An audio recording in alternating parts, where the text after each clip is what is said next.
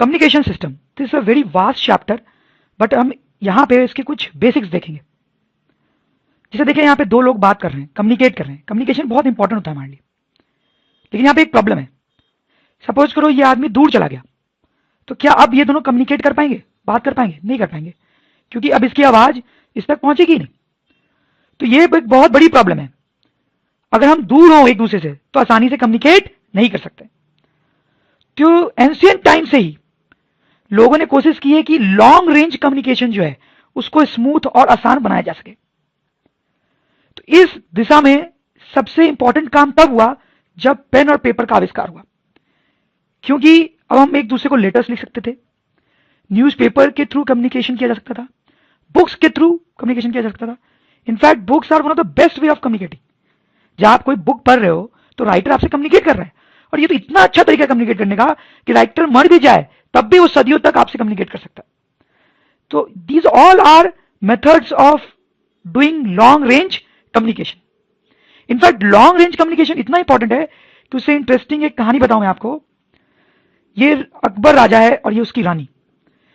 तो एक बार ये रानी जो है वो प्रेग्नेंट हुई, लेकिन प्रॉब्लम ये थी कि उस टाइम राजाओं की बहुत सारी रानी होती थी, तो सब अलग अलग महल में रहती थी। तो अकबर एक महल में रहता था और ये जो रानी थी वो पास के किसी शहर में दूसरे महल में रहती थी। अब अकबर ये चाहता था कि जैसे ही बच्चा हो रानी को, वैसे उस तक खबर आए जल्दी से जल्दी। तो उस जमाने में तो खबर कैसे पहुंचती एक शहर से दूसरे शहर तक? तो एक घोड़सवार होता और वो धीरे धीरे इंफॉर्मेशन राजा तक लाता, लेकिन इसमें तो 3-4 दिन लग सकते थे और राजा को इतना पेशेंस नहीं था। तो राजा ने बीरबल को बुलाया। बीरबल क्योंकि उस टाइम बहुत इंटेलिजेंट था। तो राजा ने बोला, यार बीरबल तुम तो बड़े इंटेलिजेंट हो, कुछ ऐसा उपाय करो कि रानी को जैसे ही बच्चा हो मुझे जल्दी से जल्दी इंफॉर्मेशन मिले। अगर तुम ऐसा नहीं कर पाए तो तुम्हारा सर कलम कर दिया जाएगा। तो बीरबल को अब तो कुछ करना ही था। तो बीरबल ने बहुत ही अच्छी टेक्निक यूज करी, हालांकि बहुत आसान है वो टेक्निक, लेकिन वो इतनी अच्छी है कि आज भी उस टेक्निक को यूज किया जाता है। हम देखेंगे कैसे। बट बीरबल ने क्या किया, बीरबल ने दोनों शहरों के बीच में कुछ कुछ दूरी पे बहुत सारे ड्रमर्स बैठा दिए, बहुत सारे ड्रमर्स बैठा दिए। तो अब क्या हुआ, जैसे ही रानी को बच्चा हुआ, बच्चा रोया, इस ड्रमर ने रोने की आवाज सुन के ड्रम बजाया कस कस के, ये आवाज इस तक पहुंची। तो इस ड्रमर ने आवाज बनाया, ड्रम बजाए कस कस के, तो इस तक आवाज पहुंची। फिर ऐसे करते करते राजा के पास आवाज पहुंच गई जल्दी जल्दी, और इस तरीके से राजा को इंफॉर्मेशन मिल गई। सो द पॉइंट इज कि लॉन्ग रेंज कम्युनिकेशन हमेशा से ही इंपॉर्टेंट रहा है, और उसको स्मूथ और फास्ट बनाने के लिए हमेशा से ही हमने कोशिश की है। खैर आज के जमाने की बात करें तब तो हमारे पास बहुत सारे टूल्स हैं कम्युनिकेट करने के लिए। एक मोबाइल का बटन दबाओ और किसी से भी बात कर लो। तो इस चैप्टर में हम यही देखने वाले हैं कि ये सारे जो डिवाइसेज हैं जिनसे लॉन्ग रेंज कम्युनिकेशन किया जाता है, ये किस फिलॉसफी पे काम करते हैं, कैसे काम करते हैं। That is what we are going to study in this chapter. तो सबसे पहले तो मैं आपको बताऊं कि कम्युनिकेशन के दो मोड्स होते हैं, मोड्स ऑफ कम्युनिकेशन। पहला होता है पॉइंट टू पॉइंट कम्युनिकेशन, दूसरा ब्रॉडकास्ट। जैसे पॉइंट टू पॉइंट कम्युनिकेशन का एग्जांपल है टेलीफोन। इसमें क्या होता है कि एक आदमी बात कर रहा है और एक आदमी सुन रहा है, that is point two point communication. Broadcast का एग्जांपल है टेलीविजन। इसमें क्या होता है कि एक आदमी बोल रहा होगा और हजारों लोग सुन रहे होंगे, that is broadcast. Basic working of communication systems. तो हम देखेंगे कम्युनिकेशन सिस्टम्स के पीछे बेसिक क्या फिलॉसफी होती है। ये भी दो तरीके के होते हैं, जैसे वायर्ड, जैसे कि टेलीफोन, वायरलेस सिस्टम्स जैसे कि ब्लूटूथ, मोबाइल फोन, वाईफाई। तो हालांकि हम ज्यादा बात वायरलेस कम्युनिकेशन सिस्टम्स की ही कर रहे होंगे, पर थोड़ा सा हम वायर्ड कम्युनिकेशन के बारे में भी बात करेंगे। तो वायर्ड में आप टेलीफोन के बारे में सोचें ताकि आपको समझने में आसानी हो। वायर्ड सिस्टम समझते हैं, जैसे एक एग्जांपल लेते हैं, जैसे टेलीफोन। ये एक वायर्ड सिस्टम है, इसको लेके हम समझेंगे तो समझने में आसानी होगी। तो टेलीफोन में क्या होता है, एक एंड पे आप साउंड प्रोड्यूस करते हो, दूसरे एंड पे आदमी को वो साउंड मिल जाती है। तो ये बीच में क्या हो रहा होता है, लेट्स सी। तो जब आप साउंड प्रोड्यूस करते हो तो वो एक ब्लॉक में जाती है, जिसको बोलते हैं ट्रांसड्यूसर। ट्रांसड्यूसर वो जो ब्लॉक है वो करंट प्रोड्यूस करता है I1। देखें क्या है कि जो आप साउंड बोल रहे हो वो उसको तो यहां से यहां तक भेजना पॉसिबल नहीं है, साउंड बहुत दूर नहीं जा सकती। इसलिए ये ब्लॉक क्या करता है, इस साउंड एनर्जी को करंट में कन्वर्ट करता है, और करंट को दूर ले जाया जा सकता है, इसलिए इस ब्लॉक को हम यूज करते हैं।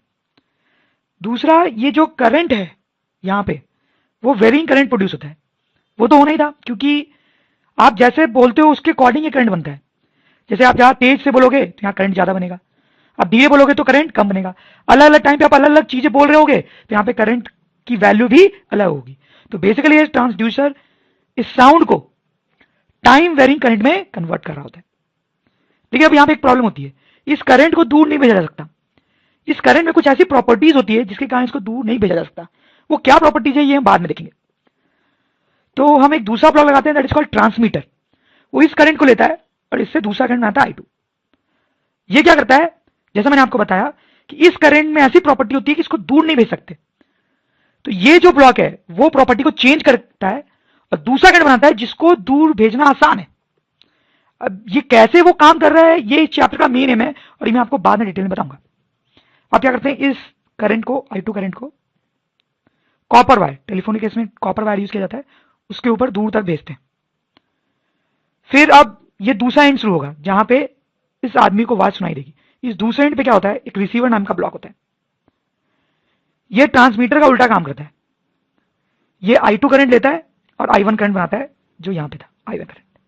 ठीक है, नाउ इसको ट्रांसड्यूसर नाम के ब्लॉक से पास करते हैं। ये ट्रांसड्यूसर इस ट्रांसड्यूसर का उल्टा काम करता है, मतलब ये करंट लेता है और उसे साउंड प्रोड्यूस करता है, तो इस आदमी को साउंड सुनाई देती है।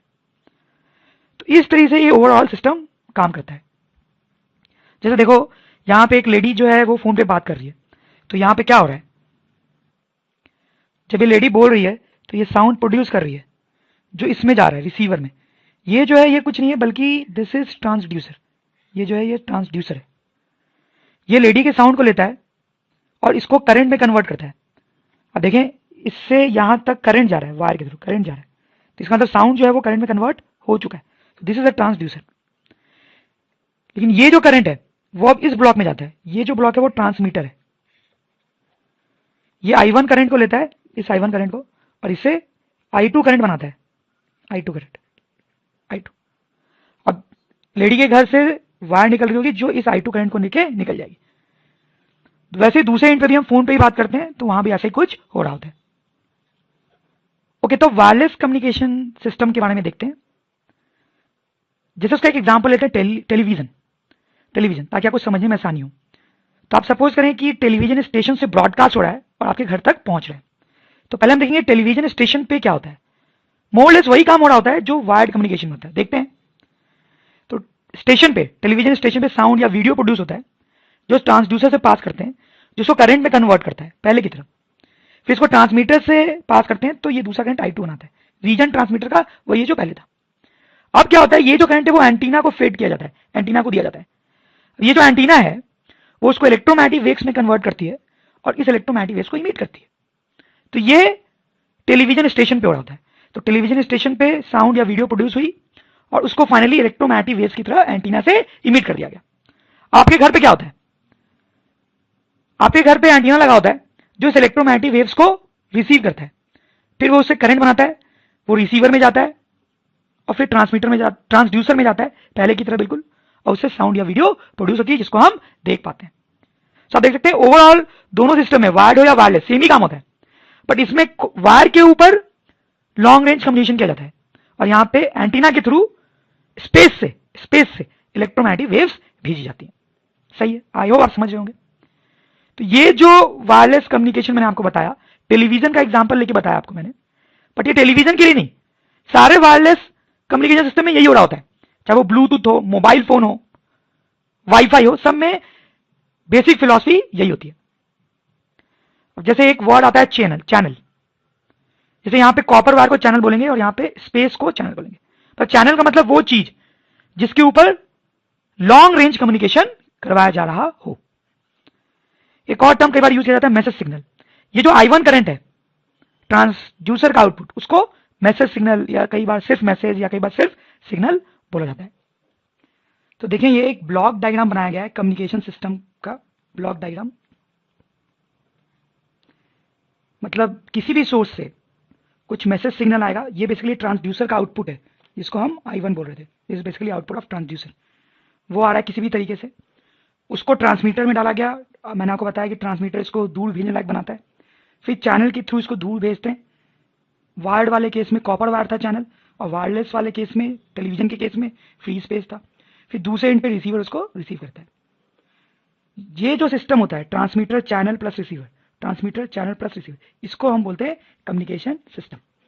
और एक और चीज है यहाँ पे नॉइज। ये क्या होता है, जब सिग्नल चैनल से गुजर रहा होता है, ये सपोज करें फ्री स्पेस से गुजर रहा है, इलेक्ट्रोमैग्नेटिक वेव्स गुजर रही है, तो उसमें और भी बहुत सारी फालतू की चीजें ऐड हो जाती हैं जिनको हम नॉइज बोलते हैं। ये अनवांटेड होता है, हम तो यही चाहते हैं कोई भी नॉइज ना है। तो ये बेसिक कम्युनिकेशन सिस्टम है हमारा। और इसमें जो डिफरेंट डिफरेंट ब्लॉक्स यूज होते हैं उनकी यहाँ पे डिफिनीशंस लिखी हुई है, जो मैंने आपको समझाया वही लिखा हुआ है, आप इसको पढ़ सकते हैं फिर से। सिग्नल, ये जो मैसेज सिग्नल था उसकी कुछ और चीजें और प्रॉपर्टीज हम डिटेल में देखेंगे। तो ये जो सिग्नल होता है पहले तो ये दो तरीके का होता है, एनालॉग एंड डिजिटल। जैसे कि अगर ये कंटिन्यूसली वेरी कर रहा है जैसा कि हमने देखा था तो इसको बोलते हैं एनालॉग सिग्नल, ये कंटिन्यूसली वेरी करता है। लेकिन कई बार हो सकता है कि वो कंटिन्यूसली वेरी नहीं करता हो बल्कि डिस्क्रीट वे में वेरी करता हो। डिस्क्रीट वे में मतलब करंट की जो वैल्यू है वो जब होगी तो कांस्टेंट होगी और जब नहीं होगी तो जीरो, फिर होगी तो कांस्टेंट, फिर नहीं होगी तो जीरो। तो आप देखें डिस्क्रीट वे में वेरी कर रहा है। तो अगर ऐसा सिग्नल है तो इसको हम डिजिटल सिग्नल बोलते हैं। आपने ये वर्ड सुने होंगे, आपने सुना होगा कि आजकल सब कुछ डिजिटलाइज हो रहा है, तो वो कुछ ऐसा ही हो रहा है। पुराने जमाने में ऐसे सिग्नल्स बनाया करता था ट्रांसड्यूसर। अब जो ट्रांसड्यूसर्स आते हैं वो जनरली इस टाइप के सिग्नल्स बनाते हैं। बट एनीवेज हमारे लिए तो दो तरह के सिग्नल होते हैं, analogue and digital. Bandwidth of signal, इसको ध्यान से देखिए, ये थोड़ा कॉम्प्लिकेटेड है, इसको समझना डिफिकल्ट है।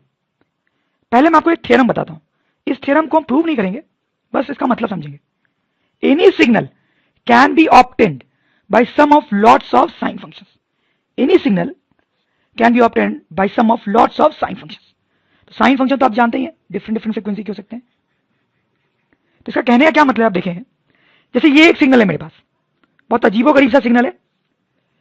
तो ये अजीबोगरीब सा जरूर लग रहा होगा आपको, लेकिन ऐसा पॉसिबल है कि हम बहुत सारे साइन फंक्शंस लें, दो ही नहीं बल्कि बहुत सारे साइन फंक्शंस लें डिफरेंट डिफरेंट फ्रीक्वेंसीज के, डिफरेंट डिफरेंट फ्रीक्वेंसीज के। कौन सी फ्रीक्वेंसी एग्जैक्टली वो हम इस कोर्स में देखने वाले नहीं है, वो बहुत हाई लेवल की चीज आती है। तो ऐसा पॉसिबल है कि हम डिफरेंट डिफरेंट साइन फंक्शंस लें, बहुत सारे डिफरेंट डिफरेंट फ्रीक्वेंसीज के, उन सबको जब हम ऐड करें तो हमें ये सिग्नल मिल जाए। It's possible. वैसे ही इस सिग्नल को भी हम बना सकते हैं। ऐसा पॉसिबल है कि हम बहुत सारे साइन फंक्शंस लें डिफरेंट डिफरेंट फ्रीक्वेंसीज के, उनको ऐड कर दें तो ये वाला सिग्नल बन जाए। तो ये थ्योरम यही बोलती है कि कोई भी सिग्नल हो हमारे पास, कोई भी सिग्नल हो, उसको बहुत सारे साइन फंक्शंस के सम से बनाना पॉसिबल होता है। This is what this theorem says. जैसे एग्जांपल देखें, ये ह्यूमन साउंड का सिग्नल है। कहने का मतलब है कि ट्रांसड्यूसर को साउंड सप्लाई की गई एक आदमी की, और उसने ये करंट प्रोड्यूस किया, सही है। तो ये ह्यूमन साउंड को रिप्रेजेंट करने वाला एक करंट है जो इस तरह से वही कर रहा है। ये बहुत अजीब सा लग रहा है, बट इज पॉसिबल कि हम डिफरेंट डिफरेंट फ्रीक्वेंसीज की साइन वेव लें, उनको ऐड करें तो ये मिल जाए हमें। तो कौन कौन सी फ्रीक्वेंसीज की साइन वेव, तो साइन वेव्स फ्रॉम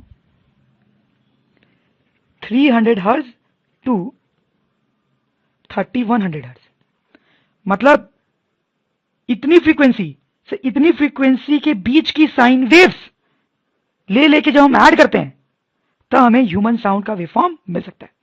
जैसे मैं आपको एक और एग्जांपल दूं, म्यूजिक का। म्यूजिक का ये वेवफॉर्म है, कुछ सपोज कर लें आप। म्यूजिक का वेवफॉर्म और कॉम्प्लिकेटेड हो सकता है, क्योंकि ह्यूमन साउंड में तो सिर्फ ह्यूमन साउंड ही होती है, लेकिन म्यूजिक में ह्यूमन साउंड भी है प्लस इंस्ट्रूमेंट्स जैसे पियानो, गिटार, उन सबकी भी आवाज होगी। तो इसको भी बनाया जा सकता है by sum of lot of sine waves. तो उनमें जो साइन वेव्स की जरूरत पड़ती है उसकी फ्रीक्वेंसी 20 हर्ट्ज से लेके 20,000 हर्ट्ज तक वेरी करती है। कहने का मतलब है कि इसको बनाने के लिए जो साइन वेव्स की जरूरत पड़ती है उन साइन वेव्स की फ्रीक्वेंसी इन दो नंबर्स के बीच में पाई जाती है। ठीक, तो इस केस में अब देखें इन दोनों नंबर के बीच का जो डिफरेंस है वो है 2800 hertz, which can also be written as 2.8 kilo hertz. तो इसको हम बोलेंगे bandwidth of human sound, bandwidth of human sound. वैसे म्यूजिक के केस में भी इन दो नंबर को सब्ट्रैक्ट करेंगे, बट क्योंकि ये नंबर बहुत ही कम है तो सब्ट्रैक्ट करने पे अप्रोक्सीमेटली 20,000 हर्ट्ज ही आ जाएगा, which can also be written as 20 kilo hertz. तो हम बोलेंगे म्यूजिक का जो बैंडविड्थ होता है वो 20 किलो हर्ट्ज होता है। लाइक ये मतलब हुआ बैंडविड्थ का। आई होप आप समझ गए होंगे।